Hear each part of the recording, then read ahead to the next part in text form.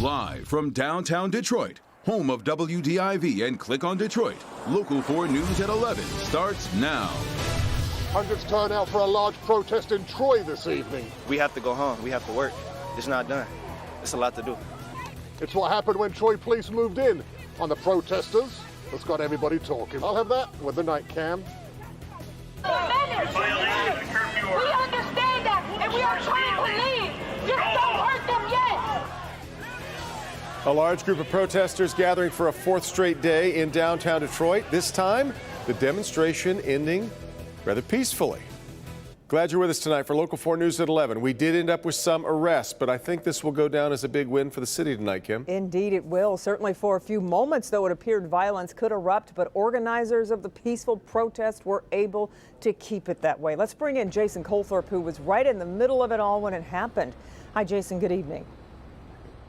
Good evening. This was extraordinary to see, Kim. Hundreds of protesters marching toward police, and they end up in a standoff, and this could have gone either way. And believe me, there were people in that crowd that wanted things to escalate, but take your hat off to some of the Detroit leaders that have gone public to tell people violence is not the answer, putting their money where their mouth is. We're out here in this crowd and able to steer them away and back to their vehicles and leave the scene. And among them, an unlikely hero, a teenage boy. Day 4 of Detroit's protests against police brutality in the name of George Floyd started like the others, with a rally outside of DPD headquarters. This man even brought his young daughters. Oh yeah, I had to get permission from mom to bring them down here, and we're being careful.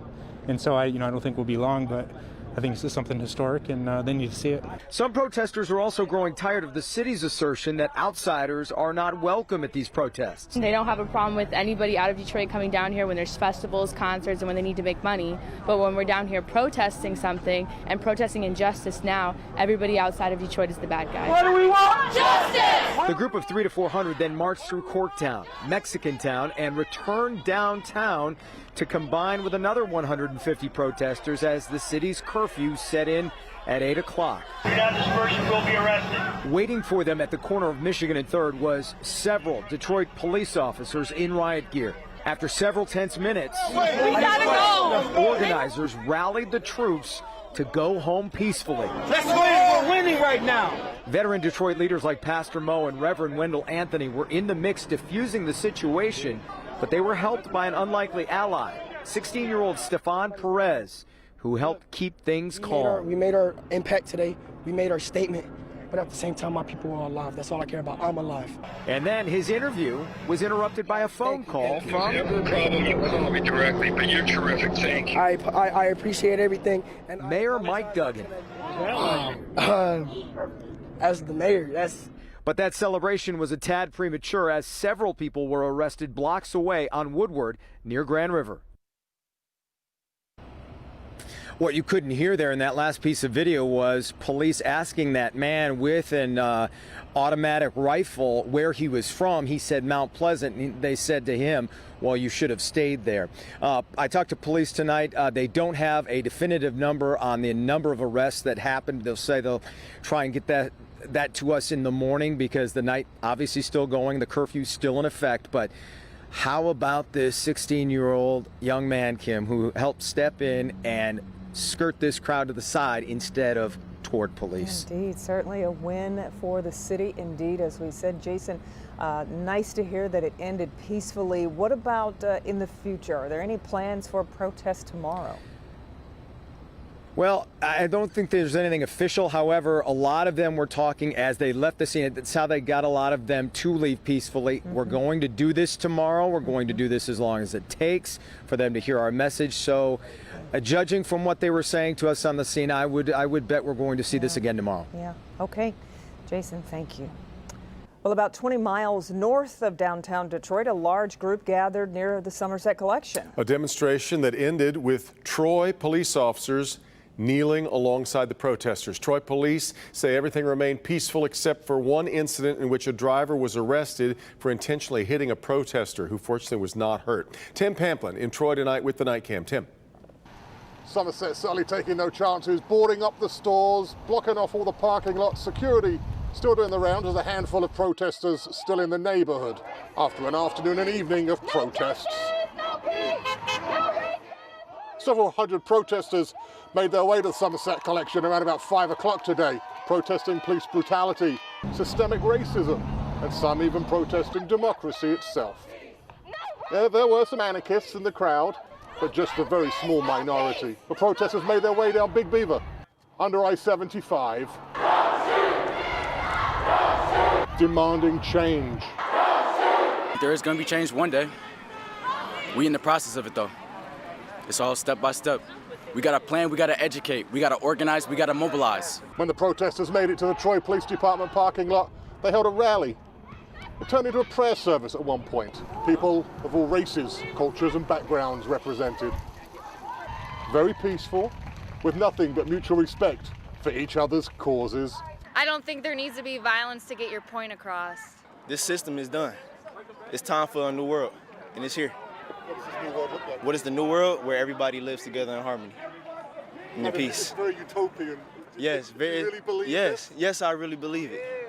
And this is all going to happen in just 1 week? No, it's not. We have to go home. We have to work. It's not done. It's a lot to do.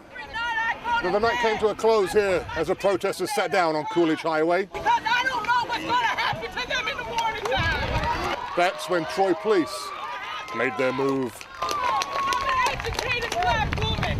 My kids are doctors. My kids are lawyers. And we don't know what's going to happen to them. That's why they're scared. We scared. Thank you. Yes, a powerful end to a peaceful protest in Troy this evening. That's the scene in Troy with the night cam. Tim Pamplin, Local 4. All right, Tim, what a scene. Now let's move to Washington. President Trump says he's ready to mobilize the military if state and local leaders fail to get a handle on the violence that has swept across so many parts of the country. While the president was speaking, police were using tear gas on a group of protesters near the White House. Alice Barr in Washington with reaction to the president's address. Alice? Tonight, President Trump threatening to send active-duty U.S. military troops into the streets, something that hasn't been done since the Rodney King riots of 1992. If a city or state refuses to take the actions that are necessary to defend the life and property of their residents, then I will deploy the United States military and quickly solve the problem for them. In his first formal address to the nation since the crisis began, President Trump promising justice for what he called the brutal death of George Floyd. He will not have died in vain, but we cannot allow the righteous cries of peaceful protesters to be drowned out by an angry mob. As he spoke, police and National Guard troops forcefully pushed back hundreds of peaceful protesters gathered outside the White House. That cleared the way for the president to walk across Pennsylvania Avenue to St. John's, known as the Church of the Presidents, to hold up a Bible in front of the historic building damaged by vandals last night. We have a great country. The Episcopal bishop who oversees the church quickly decrying the president for using it as a, quote, prop and accusing him of doing everything to divide us. The president's presumptive Democratic rival, Joe Biden, meeting with supporters in a Delaware church today and holding a virtual roundtable with mayors. Well, people are angry. We need that anger. We need that to compel us to move forward. Calls for action across a divided nation, insisting that only understanding the source can extinguish the flames. Alice Barr, Local 4. And in Minneapolis, George Floyd's death officially ruled a homicide today by the Hennepin County Medical Examiner. The report states Floyd died from experiencing a cardiopulmonary arrest while being restrained by law enforcement officers. A 10 p.m. curfew is now in effect in Minneapolis. There have been no reports tonight of violent protests. In Philadelphia, protesters and police clashing there with police using tear gas after a crowd of thousands shut down a freeway in both directions. Police reported that protesters were throwing rocks and bottles at their officers. This is the third straight night of violence in Philadelphia. 429 people arrested over the weekend, most of them for violating the city's curfew. In coronavirus news, the big headline coming today from Governor Gretchen Whitmer, who lifted the stay-at-home order. This paves the way for restaurants and bars to reopen their dining rooms next week, and that's not all. Effective immediately, groups of 100 or fewer can gather outdoors. And this Thursday, retailers can reopen to customers without an appointment. Then 1 week from today, bars and restaurants can open up for indoor dining, but only at half capacity.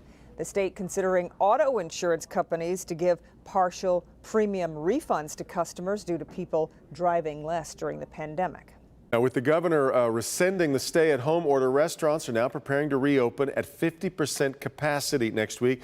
Mara McDonald live in St. Clair Shores tonight. We've talked about the national chains maybe being ready to move a little more quickly. You've spent the day looking into the future for independent restaurants. And Devin, I think the answer is it really depends on the size. We're at Gilbert's Lodge here in St. Clair Shores. It is a mainstay here in the Shores, and they're ready. I mean, this entire time while they've been doing carryout, they've also been doing modifications to the restaurant so that their customers feel safe. And for example, you won't even have to touch a door handle to get in here. The main thing when they come in is right away they'll see a foot opener, so they don't have to touch any handles. Very easy to use. You just pull it back. There won't be a single door handle for you to touch. Owner Louis Bricolis, in addition to keeping a thriving carryout business going, has been prepping Gilbert's for its eventual reopening. On the tables, we put paper tablecloths, and our menus now are placemat menus. We're not using menus, so when the customer is done, we pick it all up, we sanitize the chair, we sanitize the table, next person comes in and sits down. The governor's 50% occupancy requirement won't be a problem for Gilbert's. He's already got everything spaced out and ready to go. Over at Paisanos, another Landmark Shores restaurant with its smaller dining room, owner John Marino doesn't think 50% occupancy really works for them. It's not really worth hiring the dishwashers, having the extra staff on here for half of what I could possibly do, And I understand that, it's not a good idea to have this full throttle because of, we don't know, we're uncertain about the virus still. So I like what's going on right now, and until further notice, I think once it's 100%, maybe then it would be worth going, either that or I'm not going to open up every day. His carryout business has been great. He's hopeful it continues until the governor gives the okay for a return to normal occupancy. Back here live, I've gotten a lot of questions tonight from people on social media about malls and shopping because part of the governor's order says that they can really reopen on Thursday. A quick call around to places like Somerset and 12 Oaks, essentially this is it.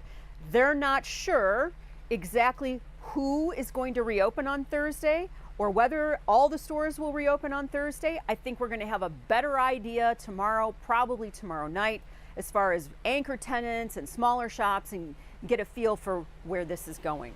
We're live in St. Clair Shores tonight. I'm Mara McDonald. Back to you. All right, Mara. Now today, Mayor Duggan says he has been talking to the governor, and he says the numbers show that the city of Detroit is ready to enter what is known as Phase 4. The mayor also saying outdoor dining will play a big role in reopening restaurants. The infection rate in Detroit is now lower, as we've been talking about at these conferences from our testing, than the infection rate in the suburbs. I'm very anxious to get our restaurants open with outdoor seating as quickly as possible. I was glad to get a lot of our other businesses open, and I'm hoping in the very near future, we're talking about reopening the barber shops and the hair and nail salons, and I'm talking to the governor about a safe way to do that. We need to get our folks back to work because Detroiters have earned this with the way they have been very disciplined in socially distancing. And right now, the city of Detroit is still offering free testing at the state fairgrounds site. Well, let's go ahead and check in with Ben. Yeah, Ben, pretty nice start to the work week, but we've got changes coming, don't we? We do. We've got some rain out there tonight, guys. Much needed in some spots, but the stuff tomorrow going to be a little bit rougher. We'll look at our severe threat for Tuesday night, Wednesday morning next.